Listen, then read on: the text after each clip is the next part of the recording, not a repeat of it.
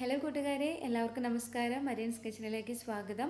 അപ്പോൾ ഇന്നത്തെ വീഡിയോയിൽ നമുക്ക് സ്പെഷ്യൽ ആയിട്ടുള്ളൊരു റെസിപ്പി പരിചയപ്പെടാം. ഈസിയാണ്, വളരെ ടേസ്റ്റി ആയിട്ടുള്ള റെസിപ്പിയാണ്. കപ്പ സ്റ്റൂ ആണ്. പെട്ടെന്ന് കാണുമ്പോൾ ഇത് ഉരുളൻകിഴങ്ങിൻ്റെ പോലെ ഇരിക്കും, പക്ഷെ അല്ല. കപ്പ സ്റ്റൂ എന്ന് പറഞ്ഞു കഴിഞ്ഞാൽ നല്ല ടേസ്റ്റാണ് കേട്ടോ. നമുക്ക് പ്രത്യേകിച്ച് ദോശ, ഇഡലി, ചപ്പാത്തി, ബ്രേക്ക്ഫാസ്റ്റ് ഐറ്റംസിൻ്റെ കൂടെയൊക്കെ നമുക്ക് ചിലവാക്കി പോകുന്ന നല്ലൊരു കിടിലൻ റെസിപ്പിയാണ്. അപ്പോൾ നമുക്കതിൻ്റെ ഇൻഗ്രീഡിയൻസ് എന്താ നോക്കാം, എങ്ങനെ ചെയ്യാമെന്ന് നോക്കാം. വീഡിയോ കാണാം. സ്റ്റൂ ചെയ്യാനായിട്ട് ഞാനിവിടെ കപ്പ നുറുക്കി വെച്ചിട്ടുണ്ട്. ഈ കപ്പയ്ക്ക് നല്ല കയ്പ്പാണ് കേട്ടോ. അപ്പോൾ ഈ കയ്പ്പിനകത്ത് നമുക്ക് സ്റ്റൂ ചെയ്യാൻ പറ്റത്തില്ല. അപ്പോൾ എന്താ ചെയ്യേണ്ടതെന്നുണ്ടെങ്കിൽ അതിലേക്ക് അത്യാവശ്യത്തിന് വെള്ളം ഒഴിച്ചിട്ട് നന്നായിട്ടൊന്ന് തിളപ്പിച്ചെടുക്കണം.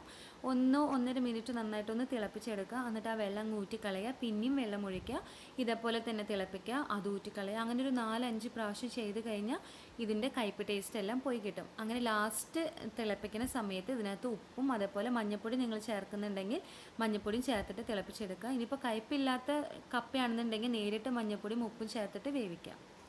അപ്പോൾ ഞാനവിടെ കപ്പ വേവിച്ചെടുത്തിട്ടുണ്ട്, ഉപ്പിട്ടിട്ടുണ്ട്, മഞ്ഞൾപ്പൊടി ഇട്ടിട്ടില്ല. അപ്പോൾ നമുക്കിതൊന്ന് കാച്ചിയെടുക്കണ്ടേ. അപ്പോൾ ആവശ്യത്തിന് വെളിച്ചെണ്ണ ഒഴിച്ചെടുക്കാം. വെളിച്ചെണ്ണ ആണെന്നുണ്ടെങ്കിൽ നല്ലതാണ്, നല്ല സ്മെല്ല്, നല്ല ടേസ്റ്റും കിട്ടും. അതില്ലെങ്കിൽ ഏതെങ്കിലും റിഫൈൻഡ് ഓയിൽ ഒഴിച്ചിട്ട് കടുക് പൊട്ടിച്ചെടുക്കാം.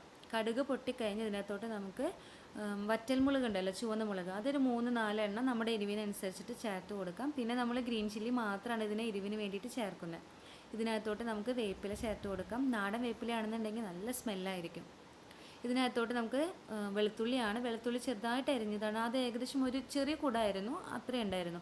അപ്പോൾ അതും കൂടി ചേർത്തിട്ട് നന്നായിട്ടൊന്ന് വഴറ്റിയെടുക്കുക. വെളുത്തുള്ളി ചേർക്കുമ്പോൾ സ്റ്റൂവിന് നല്ലൊരു സ്മെല്ല് കിട്ടും, അതുകൊണ്ടാണ് കൂടുതൽ ചേർത്തിരിക്കുന്നത്.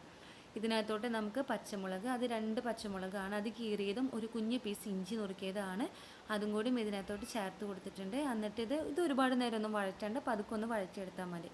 അതായി കഴിഞ്ഞ് അതിനകത്തോട്ട് നമുക്ക് സവാള ചേർത്ത് കൊടുക്കാം. ഞാനിവിടെ വലിപ്പമുള്ള ഒരു സവാളയായിരുന്നു, അത് ചെറുതായിട്ട് നുറുക്കിയതാണ്.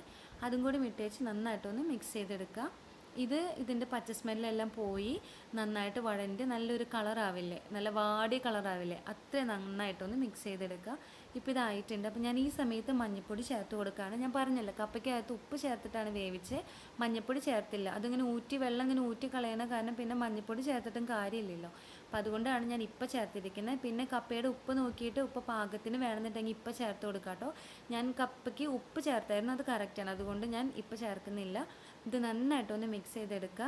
നന്നായി മിക്സ് ചെയ്ത് നല്ല സ്മെല്ലൊക്കെ വന്ന് തുടങ്ങിക്കഴിഞ്ഞ് ഇതിനകത്തോട്ട് നമുക്ക് കപ്പ ചേർത്ത് കൊടുക്കാം. അപ്പോൾ ആദ്യം ഇതൊന്ന് മിക്സ് ചെയ്തെടുക്കാം. ഇതിവിടെ ആയി വന്നിട്ടുണ്ട്. ഇതിനകത്തോട്ട് നമുക്ക് കപ്പ ചേർത്ത് കൊടുക്കാം. കപ്പയുടെ വെള്ളമെല്ലാം ഊറ്റിക്കളഞ്ഞ് ഞാൻ വെച്ചിരിക്കുന്നതാണ്. അപ്പോൾ ഇതിനകത്തോട്ട് ചേർത്ത് കൊടുക്കാം. കപ്പ വേവിച്ച് വെള്ളം ഉണ്ടല്ലോ, അത് ഊറ്റിക്കളഞ്ഞേക്കാം. അത് നമ്മൾ ഇതിനകത്തോട്ട് ചേർത്ത് കൊടുക്കുന്നില്ല കേട്ടോ. നമ്മൾ നാളികേരം പാലാണ് ആ ഒരു ഗ്രേവിക്ക് വേണ്ടി ചേർത്ത് കൊടുക്കുന്നത്. കപ്പ ചേർത്ത് കൊടുത്തു കഴിഞ്ഞാൽ ഇതേപോലെ നന്നായിട്ട് മിക്സ് ചെയ്തെടുക്കുക. നിങ്ങൾക്ക് ഇത്രയും വലിപ്പത്തിൽ ഈ പീസ് നന്നാക്കണമെന്നില്ല, കപ്പയുടെ പീസ് ആവണമെന്നില്ല, ചെറുതാക്കിയിട്ടായാലും നന്നാക്കി എടുക്കാം. അല്ലെങ്കിൽ ഒരുപാട് വേവിച്ച് കുഴച്ചെടുത്താലും ഈ സ്റ്റൂവിന് നല്ല ടേസ്റ്റാണ്. ഇത് നന്നായിട്ടൊന്ന് മിക്സ് ചെയ്തെടുക്കണം.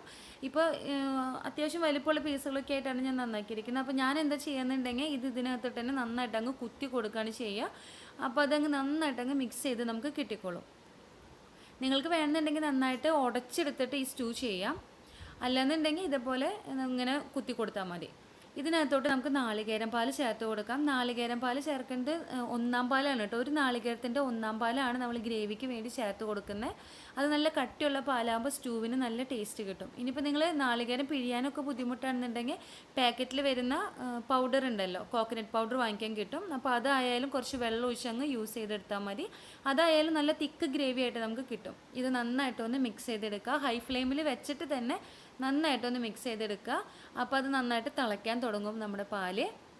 അപ്പോഴേക്കും നമ്മുടെ മിക്സിങ് നന്നായിട്ട് കഴിഞ്ഞിരിക്കണം കേട്ടോ. ഇതേപോലെ നന്നായിട്ടൊന്ന് മിക്സ് ചെയ്തെടുക്കുക.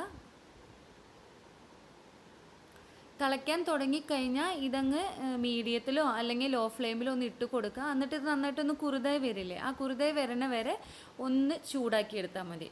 ഇപ്പോൾ ഇത് നന്നായിട്ട് മിക്സ് ആയിട്ടുണ്ട്. അപ്പോൾ ഒരു 30 സെക്കൻഡ് എങ്ങാനും ഒന്ന് ചൂടാക്കി എടുത്താൽ മാത്രം മതി. അപ്പോൾ ഇതായി വന്നിട്ടുണ്ട്.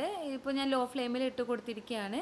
അപ്പോൾ നമ്മുടെ കപ്പയുടെ സ്റ്റൂ റെഡിയായി. അപ്പോൾ നിങ്ങളെല്ലാവരും ഇതൊന്ന് വീട്ടിൽ ട്രൈ ചെയ്ത് നോക്കുക. അപ്പോൾ നെക്സ്റ്റ് വീഡിയോയിൽ പുതിയൊരു റെസിപ്പി ആയിട്ട് കാണാം. അപ്പോൾ അതിന് മുന്നേ നിങ്ങൾ എൻ്റെ ചാനൽ ആദ്യമായിട്ടാണ് കാണുന്നതെങ്കിൽ എൻ്റെ ചാനൽ സബ്സ്ക്രൈബ് ചെയ്യണം, എൻ്റെ ചാനൽ സപ്പോർട്ട് ചെയ്യണം.